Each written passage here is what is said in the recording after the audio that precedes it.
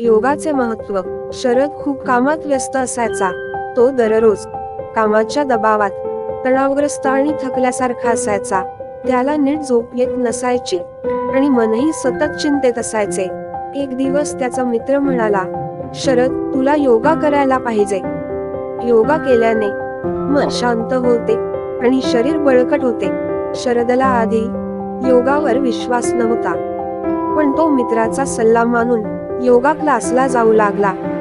सुरुवातीला त्याला योगा करणे कठीण वाटले, पण त्याने ठरवले की तो रोज योगा करणारच. काही दिवसांनी शरदला स्वतःमध्ये बदल जाणवू लागला. त्याचा तणाव कमी झाला, मन शांत झाले. त्याला शरीरही बळकट आणि ताजेतवाने वाटू लागले. त्याला आता आधीपेक्षा अधिक शांतता आणि आनंद जाणवू लागला. योगा केल्यामुळे शरदला समजले की योगा फक्त व्यायाम नाही, तर तो मनाला व शरीराला एकत्र घेऊन जाणारा मार्ग आहे. योगा आपल्याला स्फूर्ती, शांती आणि समतोल देतो. त्यानंतर शरदने योगाला रोजची सवय बनवून घेतली.